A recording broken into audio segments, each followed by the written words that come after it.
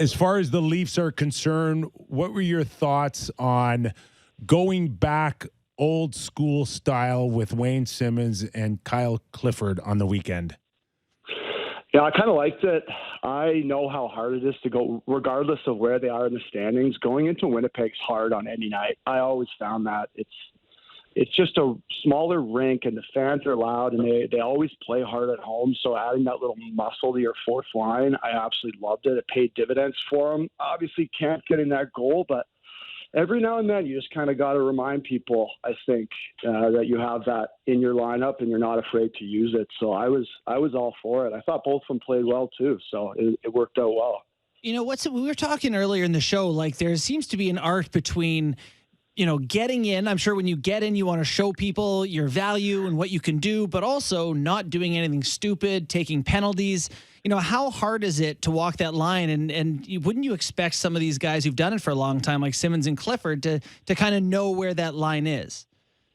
No, it was the toughest thing for my career, for sure. Like, I remember, you know, when the hit happened, right, you could see Simmer's face, and it's like trying to figure out these situations and dissect them as the game goes on. And, you know, like you said, trying to walk that, the last thing I would want to do is take a minor, because I would be just getting roasted and playing grocery stick in the middle of the bench if I took two. But I mean, it was always something I had to watch. You got to play tough. You got to play. You got to intimidate, but you can't be stepping over the line. Sometimes you have to every now and then just to remind them. But it definitely was one of the tougher parts of my career, for sure. I mean, that was where most of my ice time came from. If I could be dependable and reliable and also do the physical things that I was willing to. Toronto Maple Leafs will take on the Vegas Golden Knights tonight.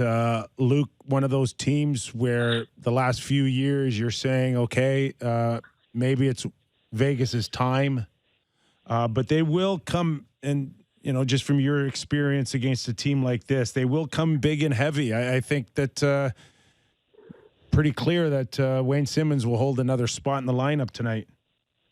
Yeah, Vegas is no joke. And I actually remember getting called up for this road trip to go this West Coast swing. I mean, people talk about how hard it is going to Western Canada. I mean, even though Buffalo just walked in there and took all 6 points. But, I mean, going down to Cali, I know they throw Vegas in there now, but doing the San Jose, LA, usually ending in Anaheim swing, that's a tough one, man. And they used to be a lot heavier, but it's still a tough road trip. So not even just the Vegas game, it's good to have some big bodies like that for what's going to be, you know, pretty tough road trip for them. Depending, I mean, Anaheim's not playing well, San Jose, but it's still a tough road trip in my opinion. So the Leafs have Simmonds and Clifford, these two guys who have stuck up for their teammates and been effective.